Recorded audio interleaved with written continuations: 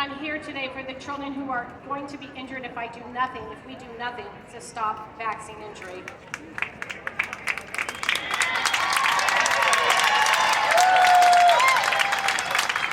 My daughter Lauren Kane would be standing next to me today if I had not followed the doctor's orders to vaccinate her.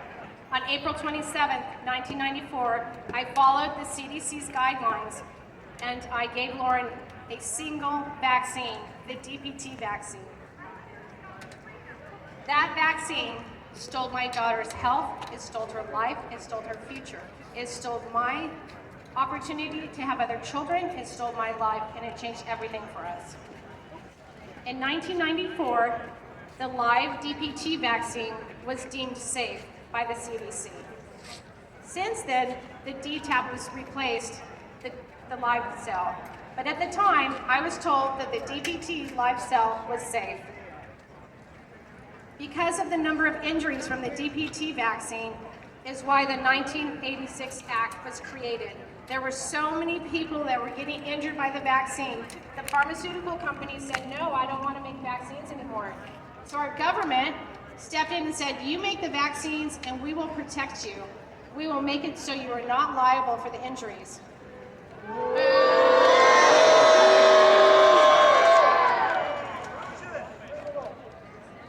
So what Big Pharma did and what our government allowed them to do was pass the compensation to the injured onto the taxpayer. So every time you purchase a vaccine, it's taxed. And that tax goes to the children like my daughter who are injured. And I just want to just share with you that last year, 90% of all the injuries were adults. Less than 10% of vaccine injuries last year compensated were children, which is a disgrace in itself.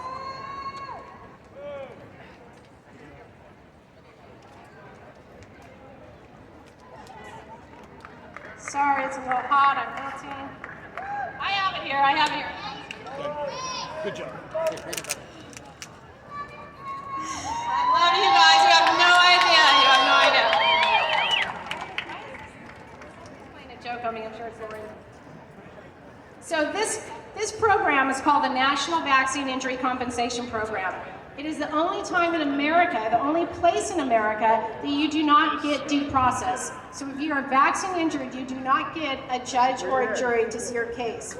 You are hidden away just like I was back in 1998, so nobody could see what's happening to your child. You're hidden away in a room. They take lawyers and they call them special masters, and they oversee your cases. I know that because I went through vaccine injury compensation back in 1998. The first thing the government did was first they told me that yes, your daughter is injured. The second thing they did is they tried to prove that I was a bad parent, even after they said yes, your daughter is injured. And then, because my daughter was so sick, they waited and waited and waited to compensate her because everybody expected her to die. So, boom, exactly, you said it. And so this is one vaccine. You know, today they give 72 vaccines before their children are 5. My daughter received one vaccine. This vaccine attacked her brain. It gave her seizures every day for the rest of her life.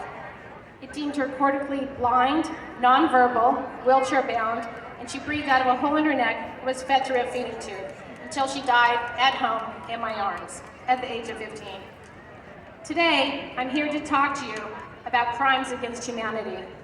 On August 26th, only weeks ago, my dad died from COVID. 1 week later, last Thursday, my mom died from COVID. I took my dad to the ER because I thought he had a stroke. When he caught COVID, he had dementia, and he changed drastically just in a couple days. I couldn't figure out what was going on, so I went to the ER, which normally I don't do. I know a lot of you with vaccinated children understand that. And they diagnosed him with COVID, and they sent him home and refused to treat him. I was told to bring him back when he could not breathe.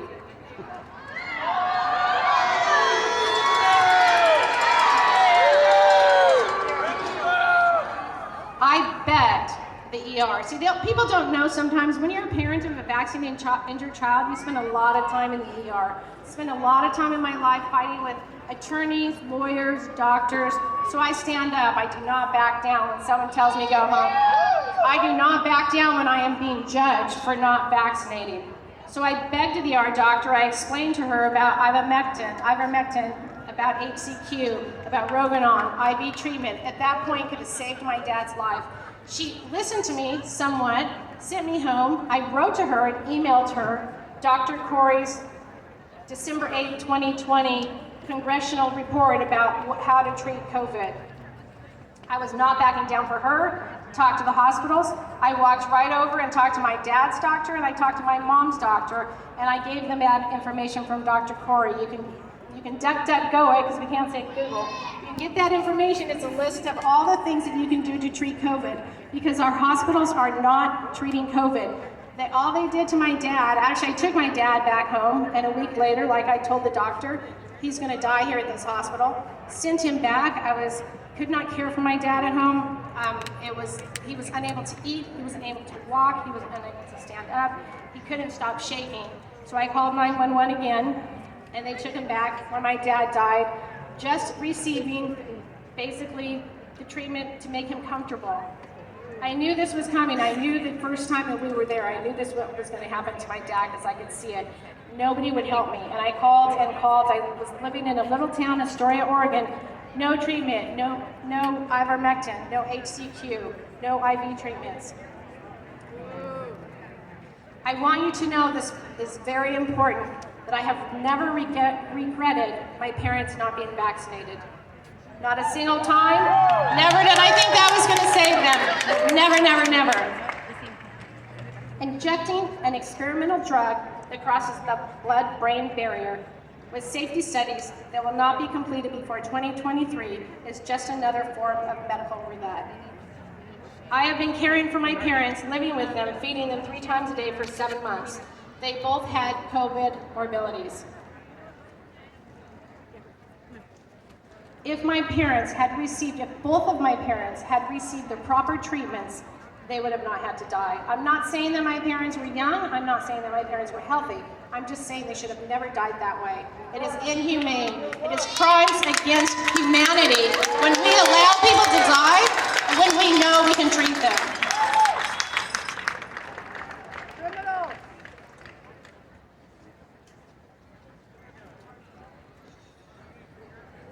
Today, I'm very proud to say, a little sad, that my dad's doctor uses this protocol. He looked at what I sent him, he listened to me, and even though he tried to order the things I asked him at the time, he couldn't get it, but now he treats his patients with COVID with this treatment.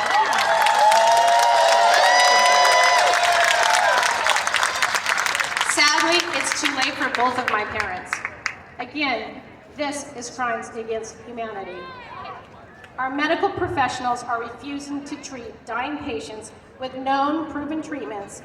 Hospitals are providing 0 treatments with only comfort care as they stand by and watch people die. And in the paper, they gloat every time they get another COVID death. It's almost like they're celebrating all the people that are dying, because that's what the media is teaching them. That anti-vaxxers are bad people, that we're terrorists, that, I've never seen once anyone talk about in any media, and I understand why. Nobody talks about how to treat someone. Preventative care, that is never ever talked about. It's just bragged about when one more person loses their life. It's disgusting. It's disgusting. There has never ever been a more important time to stand up for health freedom.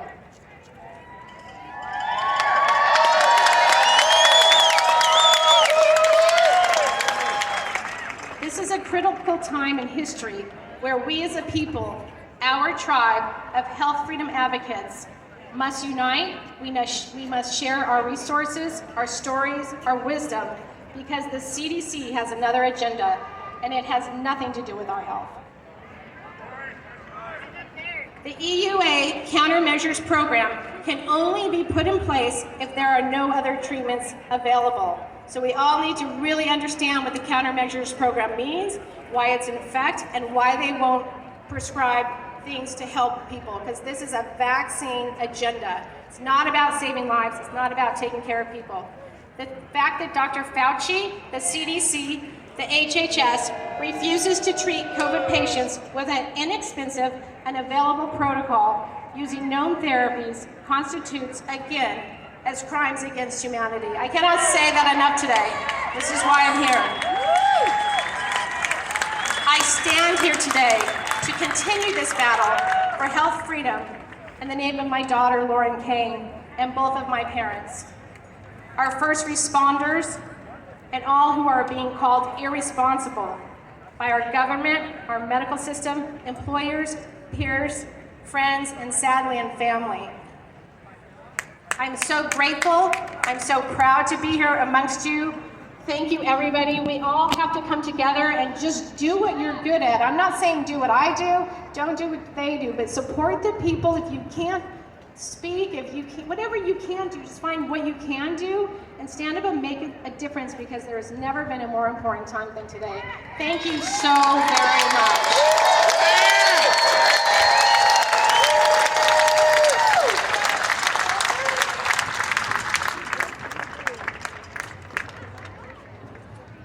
Okay, we have found the white iPhone. So if Amy Baldwin down at the merch table would like to come up and retrieve the white iPhone, the person that is missing the white iPhone can go to the merchandise table and get it there. Thanks. Have not. Right. Our next speaker is Yvette Corcoran. Yvette Corcoran is a mother of 2 teenage children and a registered nurse who's worked 10 years inpatient on a cardiothoracic surgery step-down unit.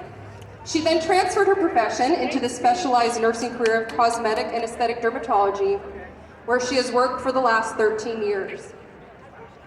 Please welcome Yvette Corcoran.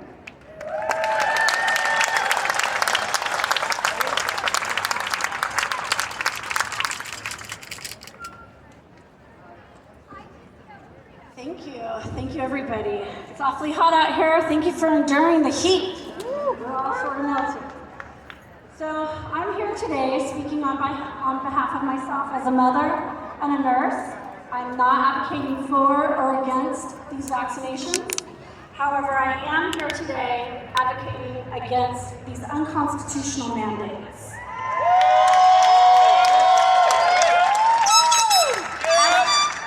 As a registered nurse of 22 years, I'm most recently working in the private sector. I already lost my job about 5 months ago.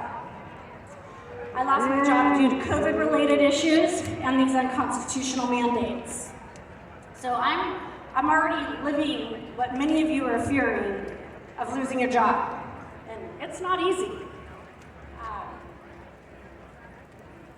What I will tell you is I'm not willing to vaccinate against a virus that I've already had, that I've recovered from, and that I continue to have antibodies towards. I test my antibodies religiously every 3 months, and what I will tell you is after 17 months, I still have antibodies. The myth that the antibodies only last 3 to 4 months, that's false. That is false, and I am living proof. We do not know what the long-term effects are for COVID patients, nor do we know what the long-term effects are from these vaccines. With being COVID recovered, there's a much greater risk of mortality, blood clots, and other side effects linked to these experimental injections than benefit me from getting them. The risk does not outweigh the benefit, and I am not willing to take that risk.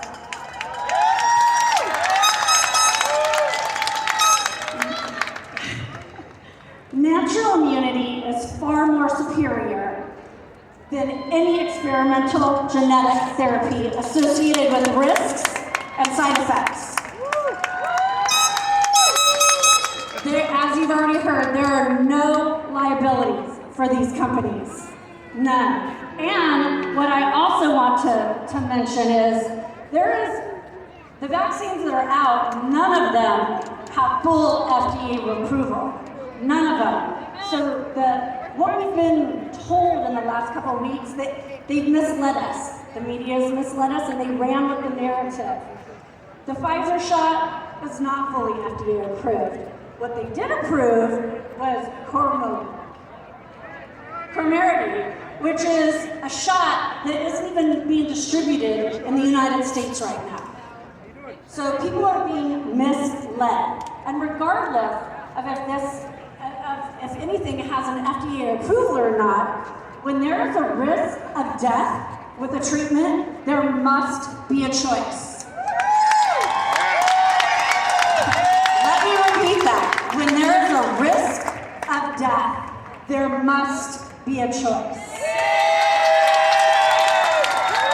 If I were to take this shot and something were to happen to me, who's going to take care of my children?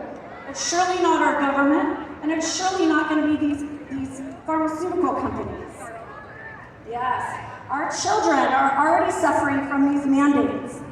They're experiencing psychological damage due to these lockdowns, due to masks being put on their face. They cannot see expression, they cannot express expression. There's depression, anxiety, confusion. Suicide. Yeah, suicide is on the rise for our young children during this lockdown. Yes. So we need to stand up for ourselves, we need to stand up for our children, and we need to teach our children to stand up for themselves in a respectful manner. We also need to learn to question the science that's being forced down our throats by our government officials who know nothing about science. We need to question our media that's lying to us. And we need to question our social media that is censoring us.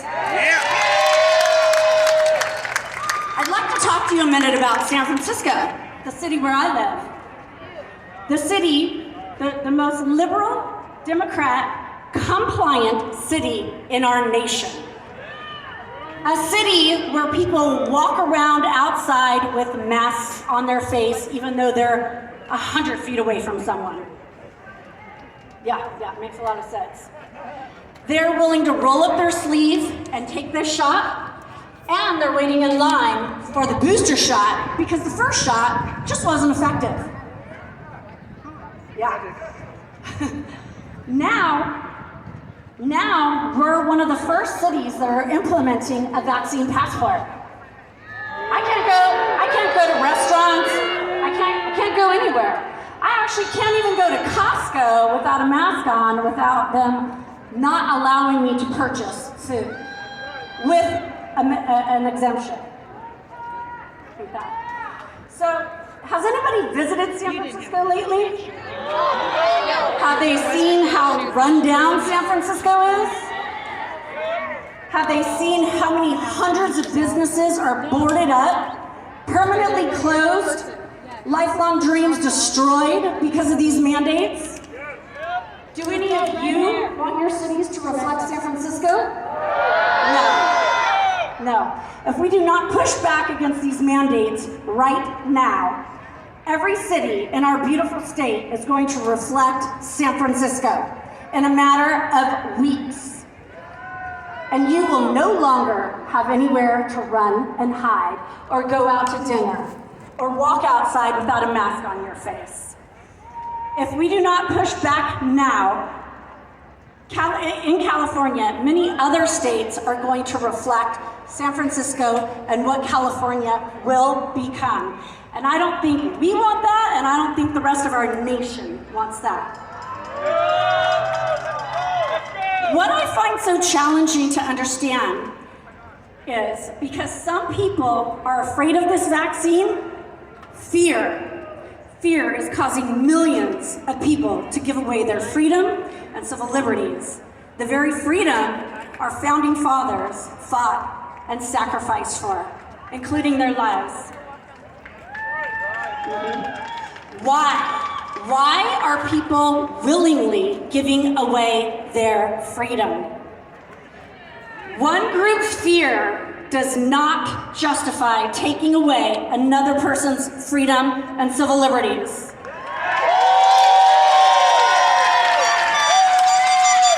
If someone is fearful and they wish to wear a mask, fantastic, you wear your mask. If somebody wishes to take this shot, you go get that shot. And I'll even be willing to drive you to your appointment to get it. But do not inflict your fear on me.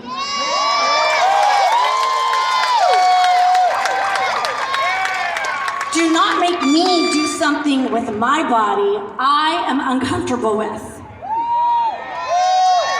I am not willing to give away my freedom, and I don't think any of you are willing to give up your freedom.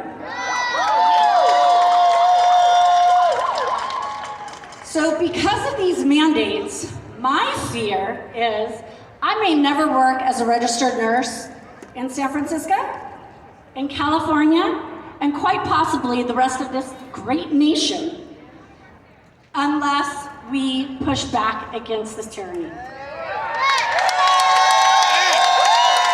I'm looking out here, I know that I am not alone. I don't need to be afraid anymore. As I'm trembling up here, but you are not alone either, and you do not need to be afraid. We need to come together and fight back against these unconstitutional mandates before our freedom is slowly stripped away from us, one by one. Hey, so good. There are other very successful treatments available. One size does not fit all in medicine. One treatment option is not for everyone. We need to be allowed to work with our medical providers to choose what treatment options are best suited for us, as we have always been allowed to do until now, instead of being force-fed a vaccine.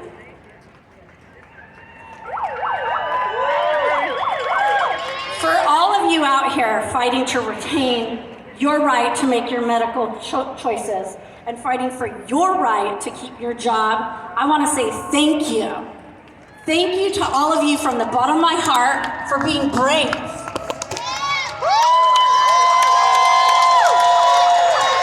For standing up and speaking out. Do not allow what happened to me happen to you. This is my body. It's my choice. It's your body and it's your choice. Nobody should make our decisions for us.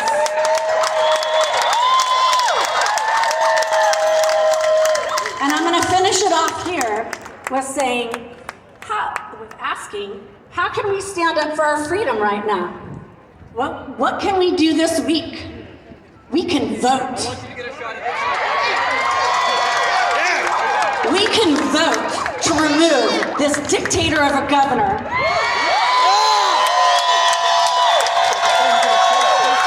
That is implementing these medical mandates and stripping our freedom away. Otherwise, this is only the beginning. There will be no ending to it. How many other freedoms will they need to remove from us before other people finally start standing up and speaking for themselves? When we vote out the most corrupt governor in our nation, when we vote him out of office, we will then have a choice, another choice, to replace him with who we choose, with who best suits your values and beliefs. We will then also send a message to Gavin Newsom, London Breed, the authors of these newly rewritten assembly bills, AB 45 and AB 1102, Buffy Wicks and Evan Lowe, and the rest of our public servants that are supposed to be working for us. We're going to send them a message that we will not comply and we do not consent.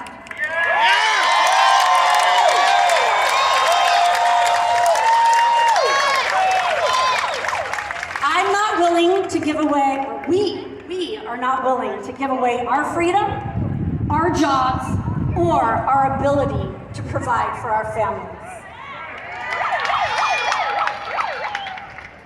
We should never chase freedom. We should not have to chase freedom state to state. We will fight for this state because California is worth fighting for.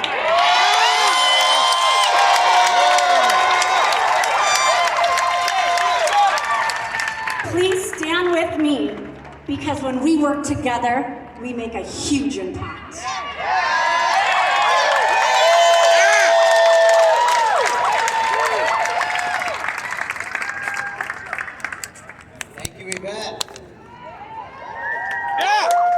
How many first responders do we have here today?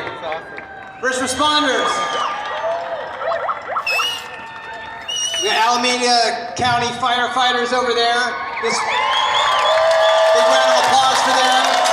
Yeah!